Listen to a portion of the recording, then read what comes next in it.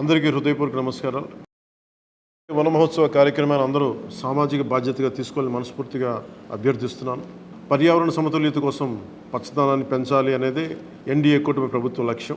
29% ఉన్న పచ్చదనం 50% తీసుకెళ్లాలి లక్ష్యంగా పనిచేస్తున్నాం. ఈ వన మహోత్సవ కార్యక్రమంలో మరొక ముఖ్య విషయం, వృక్షజాతుల ఎంపిక చాలా కీలకం. అవి స్వదేశీ వృక్షజాతులను ఎంపిక చేసుకోవటం చాలా అవసరం. స్థానిక వృక్షజాతులు నాటడం ద్వారా జీవ వైవిధ్యాన్ని, నేల ఆరోగ్యాన్ని మరియు పర్యావరణం మరియు మానవ ఆరోగ్యాన్ని కాపాడిన వాళ్ళు అవుతాం. అందుకే దేశవాళీ చెట్లు పెంచడం చాలా అవసరం. మన దేశ భూ వాతావరణ జీవ వైవిధ్యాన్ని ముప్పు కలిగించే అన్య దేశ జాతుల్ని నాటడం మనందరం మానుకోవాలి.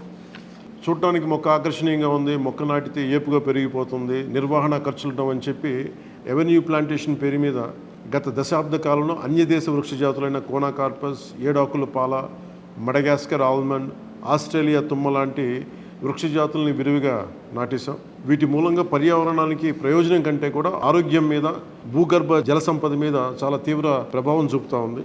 అందరూ ఆ ప్రాంత జీవ వైవిధ్యాన్ని పెంపొందించే స్వదేశీ జాతులను మాత్రమే నాటాలి అనేది ఏ దేశపు వృక్ష శాస్త్రజ్ఞుల్ని అడిగినా చెప్పే మాట ఇది. కానీ ఆ వాస్తవాన్ని విస్మరించి విదేశీయ మొక్కల మోసుతో రాష్ట్రమంతటా కోనాకార్పస్తో నింపేశారు. కోనాకార్పస్ అసలు మొదట పరిచయం చేసిన అరబ్ దేశాలే దాన్ని నిషేధించినాయి. ఎందుకంటే దాని దుష్ప్రభావాలను గుర్తించిన వెంటనే నిషేధించారు, తీసేశారు. మన దేశంలో తెలంగాణ, గుజరాత్, కర్ణాటక, అస్సాం ప్రభుత్వాలు కూడా వీటిని నిషేధించినాయి. ఈ కోనాకార్పస్ లాంటి విదేశీ వృక్ష జాతుల మూలంగా జరిగే అనర్థాలు చాలా ఉన్నాయి. అవి ముఖ్యంగా మన భూగర్భ జల సంపదను హరించి వేస్తాయి, శ్వాస సంబంధ ఆరోగ్య సమస్యలకి కారణమవుతున్నాయి. కోనాకార్పస్ ఎలాంటి వృక్ష జాతి అంటే పశువులు తినవు, పక్షులు గూడు పెట్టవు, కనీసం పక్షులు కూడా వాలవు. చెట్టుని చేమని ఆధారంగా చేసుకుని బతికే క్రిమికీటకాలు కూడా ఈ చెట్లు జోలికి రావు. పక్షులే దూరంగా ఉండే ఈ మొక్కల్ని మనం మోజులో పడి ఎందుకు వేయాలి అనేది కీలకమైన ప్రశ్న.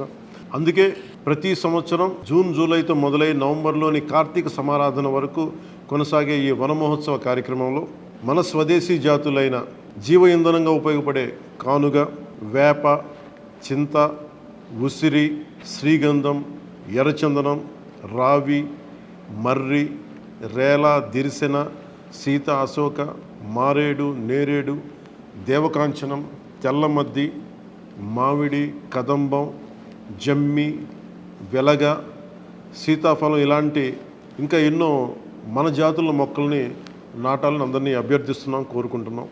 29% ఉన్న మన పచ్చదనాన్ని 50% తీసుకెళ్లే లక్ష్యంగా చంద్రబాబు నాయుడు గారి నాయకత్వంలో కూటమి ప్రభుత్వం పనిచేస్తుంది. అందరం కలిసి పచ్చదనాన్ని పెంచుకుందాం, పర్యావరణాన్ని కాపాడుకుందామని తెలియజేసుకుంటూ జై హింద్.